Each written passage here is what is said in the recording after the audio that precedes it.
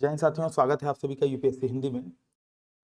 आज एक बार फिर से हम लोग कॉपी के माध्यम से सीखेंगे आंसर राइटिंग के गुण, क्या सोच करके नंबर मिलता है। वीडियो एकदम स्किप मत करिएगा शुरू से अंत तक, बल्कि इस वीडियो को 2 बार देखिए। एक बार तो छोड़िए, इस वीडियो को 2 बार देखिए, दोनों बार देखेंगे तो आपको नया दृष्टिकोण पता चलेगा और आपके नंबर्स बढ़ेंगे अगर आप आंसर राइटिंग कर रहे हैं तो। ये जो कॉपी है, ये इस बार की मुख्य परीक्षा यूपीपीसीएस मुख्य परीक्षा में सम्मिलित हो रहा है, उन अभ्यर्थी की कॉपी है।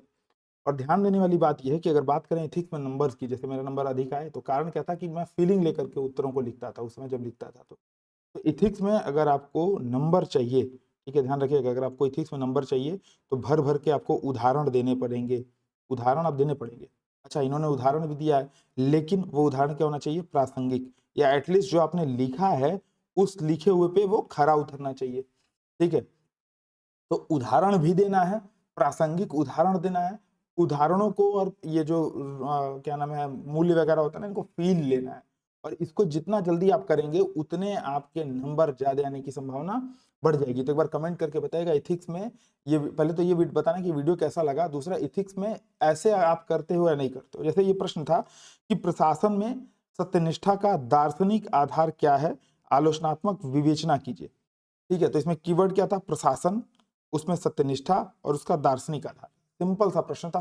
आलोचनात्मक विश्लेषण मतलब पॉजिटिव बताइए और निगेटिव बताइए। ठीक है, ध्यान रखिएगा, ऐसे जब भी प्रश्न आता है तो अब हम लोग क्या करते हैं, प्रश्न ये नहीं पूछा कि सत्यनिष्ठा क्या है, प्रश्न पूछा प्रशासन में सत्यनिष्ठा का दार्शनिक आधार क्या है। अगर ये प्रश्न ऐसे रहता कि सत्यनिष्ठा से आप क्या समझते हैं, प्रशासन में सत्यनिष्ठा का दार्शनिक आधार बताइए, तो अलग चीजें हो जाती। अब इन्होंने क्या बताया कि सत्यनिष्ठा का अभिप्राय अपने कर्तव्य के प्रति ईमानदारी, उत्तरदायित्व पूर्ण आचरण और मन वचन तथा कर्म पर एकनिष्ठ होना है, उदाहरण के तौर पे ये। और एग्जाम्पल भी इन्होंने गलत दिया, उदाहरण भी इन्होंने गलत दिया, क्योंकि क्या है, मनसा वाचा कर्मणा। ठीक है, तो मनसा वाचा कर्मणा, इन तीनों में इंटीग्रेशन क्या है? यही इंटीग्रिटी है, सत्यनिष्ठा है, ये जो मिल रहा है। ठीक है, ये 3 गोले हैं, ध्यान रखिएगा, एक गोला ये, एक गोला ये और एक गोला ये, यही जो है आपका, जहाँ पे तीनों गोले मिल रहे हैं वही क्या है? आपका इंटीग्रिटी है। लेकिन जैसे कि मैंने, इसीलिए मैं बोलता हूँ कि जब भी इथिक्स पढ़िए ना तो फीलिंग लेने वाले के साथ पढ़िए, ऐसे नहीं कि वो बता करके चले जा रहे। देखो, इथिक्स में आपको मजा आना ये इंपॉर्टेंट नहीं है। और हम लोग गलती क्या करते हैं, हिंदी मीडियम के जो हिंदी बेल्ट के बच्चे हैं, मजे के लिए पढ़ते हैं। ठीक है, मजे के लिए पढ़ना नहीं, नंबर्स के लिए पढ़ना है, नंबर कैसे पाया जाए इसके लिए पढ़ना है, तो इसके लिए फीलिंग लेनी पड़ेगी। ठीक है, अच्छा, टर्म है प्रशासन में सत्यनिष्ठा। प्रशासन में सत्यनिष्ठा यानी कि बेसिकली अगर हम बात करें तो ईमानदारी।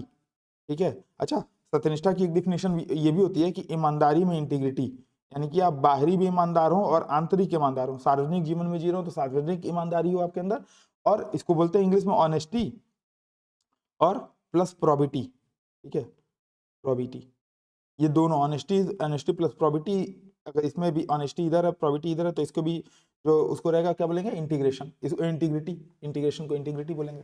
तो ऑनेस्टी प्रोबिटी दोनों होने चाहिए। ठीक है, अब ये क्या है? प्रशासन में सत्यनिष्ठा बेसिकली एक प्रोबिटी का गुण है। प्रशासन क्या है? बाहरी संपर्क या सार्वजनिक ईमानदारी। ठीक है, तो प्रशासन में सत्यनिष्ठा को समझाना था, न कि सत्यनिष्ठा को समझाना था। पहली चीज तो ये, तो प्रश्न हमको जो आ रहा है, ठीक है, तो नंबर कैसे बढ़ेंगे? उदाहरण प्लस जो पूछा गया है उसको लिखना, जो पूछा गया है उसको लिखना। और इसके लिए मैं बार बार बोलता हूं, देखो, अगर 7 मिनट वाला क्वेश्चन है तो इसमें 30 सेकंड सोच सकते हो, सॉरी 7 नंबर वाला क्वेश्चन है तो इसमें 30 सेकंड सोच सकते हो। 11 नंबर वाला 12 नंबर वाला ये 11 मिनट वाला क्वेश्चन है तो इसमें आराम से आप 40 सेकंड, 50 सेकंड, 1 मिनट तक भी सोच सकते हो, 60 सेकंड तक भी सोच सकते हो। और सोचे बिना मत लिखो। ठीक है, मत लिखो। अगर आप ना 30 सेकंड अपने सोचने में दे दिया, जैसे कई लोग बोलते हैं ना कि मेरी आंसर राइटिंग की स्पीड नहीं बढ़ रही है, बिना सोचे लिखना शुरू करते हैं फिर बीच में फंस जाते हैं। 30 सेकंड, 40 सेकंड ब्रेनस्टॉर्मिंग की हैबिट डालिए। ठीक है, ब्रेनस्टॉर्मिंग जितना, इसलिए बार बार बोला जाता है पीवाईक्यू की ब्रेनस्टॉर्मिंग करो, लेकिन नहीं, लोग ध्यान नहीं देते हैं फिर फंस जाते हैं।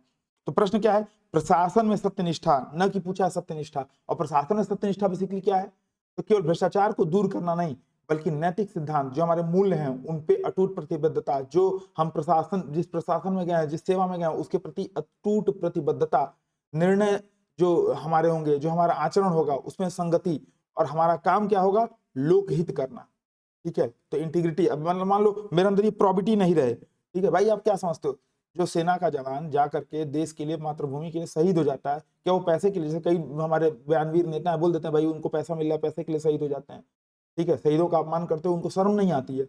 लेकिन आप ऐसे समझ लो, वो कैसे शहीद होता है, उसके पास ऑनेस्टी भी, ऑनेस्टी तो है ही, उसके पास प्रॉबिटी है, सार्वजनिक जीवन में ईमानदारी है, देश के लिए मर मिटने का जज्बा कहाँ से आता है, इसी इंटीग्रेशन से, सत्यनिष्ठा से आता है। तो ये बताना था कि प्रशासन में सत्यनिष्ठा का दार्शनिक आधार क्या है, तो प्रशासन में सत्यनिष्ठा को समझाना था। तो प्रशासन में सत्यनिष्ठा बेसिकली क्या हो जाएगी, केवल भ्रष्टाचार से दूरी नहीं, या सुशासन ही, सुशासन की बात जब हम करेंगे, या बेसिकली प्रशासन में सत्यनिष्ठा क्यों आवश्यक है, क्योंकि सुशासन लाना है। सुशासन एक कह सकते हैं कि सबसे हाई पॉइंट है, जो बहुत मुश्किल, कभी प्राप्त होगा ही नहीं। सुशासन मतलब एकदम, हर शासन अपने आप में सुशासन, सब लोग बोलता है कि भाई ये बिहार में 20 साल पहले भी जो शासन होता था, लोग बोलते थे कि सुशासन है, कोई भी ये थोड़ी बोलेगा कि मेरा शासन खराब है। तो प्रशासन में सत्यनिष्ठा बेसिकली क्यों आवश्यक है, क्योंकि सुशासन उद्देश्य है, और अगर सुशासन को पाना है तो केवल भ्रष्टाचार से दूरी नहीं, बल्कि अपने सिद्धांतों के प्रति अटूट प्रतिबद्धता आवश्यक है, अपने निर्णय और आचरण में संगति आवश्यक है, लोकहित को प्राथमिकता देना आवश्यक है, और इसके लिए क्या आवश्यक है, ऑनेस्टी और प्रॉबिटी। तो ये चीज बताना था कि सत्यनिष्ठा का अभिप्राय, या प्रशासन में सत्यनिष्ठा का अभिप्राय क्या है, बेसिकली ऑनेस्टी प्लस प्रॉबिटी में इंटीग्रेशन, ठीक है, यही सत्यनिष्ठा भी हो जाती है। और प्रशासन में क्या है, बाह्य ईमानदारी, यानी कि कोई व्यक्ति आंतरिक ईमानदार है, पैसा लेकर के ईमानदारी से काम कर रहा है, 1000 रुपया सबसे ले रहा है, चाहे परिचित हो चाहे वो ईमानदार है, 1000 रुपया लेकर के समय से काम कर दे रहा है, ठीक है। लेकिन अगर वो अपने पद के प्रति भी ईमानदार है, अगर उसके अंदर प्रॉबिटी है, तो पैसा नहीं लेगा, बिना पैसे के काम करेगा, ठीक है। आई होप आप समझ पा रहे होंगे। दूसरा एग्जाम्पल भी गलत दिया भाई, मनसा वाचा कर्मणा, लाल बहादुर शास्त्री ने युद्ध के दौरान खाद्यान्न की कमी को स्वीकार किया। भाई ये तो क्या किया, मन में सोचा कि खाद्यान्न की कमी हुई, इसको स्वीकारा, बोला, और लेकिन कर्म कहाँ किया, कर्म कहाँ किया, इसको लिखना पड़ेगा प्रॉपर पूरा कि कर्म क्या है बेसिकली, कि कर्म ये बताया कि भाई सब लोग, जो लोग जिनके जो संभव हो तो एक टाइम भोजन करो, मैं भी एक टाइम भोजन करूंगा, ये है इंटीग्रिटी, मनसा वाचा कर्मणा। तो जब भी एग्जांपल दो ना, प्रॉपर एग्जांपल दो, ठीक है, कि जैसे सचिन तेंदुलकर न केवल शराब के सेवन से असहमत थे, बल्कि खुद सेवन नहीं मतलब सेवन नहीं करते थे, तो इस वजह से उन्होंने विज्ञापन भी करने से मना कर दिया, ठीक है। मनसा वाचा कर्मणा, कर्म में वो दिखना चाहिए, ठीक है। अब बात करते हैं सत्यनिष्ठा का दार्शनिक आधार। तो बिल्कुल सही बात है, प्राचीन धर्म ग्रंथ है, निष्काम कर्मयोग है, ठीक है। इसमें एक बोलता है अनासक्त भाव, ठीक है, अनासक्त, कीवर्ड थोड़े से यूज करना है। तो तीसरा क्या हो जाएगा, कीवर्ड, कीवर्ड आपको यूज करना पड़ेगा, ठीक है, फीलिंग लेनी पड़ेगी, तब नंबर मिलेगा, फीलिंग लेनी पड़ेगी, उदाहरण प्रासंगिक रखने पड़ेंगे, जो पूछा गया है वो बताना है, जो आता है वो नहीं बताना है, कीवर्ड्स का ध्यान रखना है, ठीक है। तो अनासक्त भाव, कर्मण्यवाधिकार लिखिए, लेकिन अनासक्त भाव, है ना। जैसे कांट का कर्तव्य के लिए कर्तव्य का सिद्धांत, बिल्कुल। तो जो डेंटोलॉजिकल जो क्या बोलते हैं इसको, डियोनॉट क्या बोलते हैं भाई, कर्तव्य के लिए कर्तव्य, मतलब कर्तव्यवादी जो दर्शन है ना, इमैनुअल कांट का, ये बेसिकली क्या है, कर्तव्य के पालन से नैतिकता का मूल्यांकन होता है ना, परिणाम से नहीं, ठीक है। फिर इसमें एक आ जाता है बहुत बढ़िया, ये मतलब बढ़िया बताया था कि कर्तव्य के लिए कर्तव्य, ठीक है। अरस्तु का सद्गुण, वर्च्यू एथिक्स बताया था, उपयोगितावादी दर्शन बताया था। ये सारे पॉइंट्स आपके वैलिड हैं, लेकिन आप शुरू में ही अगर ऐसा ब्लंडर कर दोगे तो फिर क्या हो जाएगा, अच्छा ये भी अगर वो समझ जाए तो अच्छी बात है, नहीं समझेगा तो नंबर दे भी देगा, लेकिन अगर समझ जाएगा तो फिर वो कहेगा यार देखो जो पूछा गया वो ना बता करके, जो आता है वो बता रहा है, ठीक है।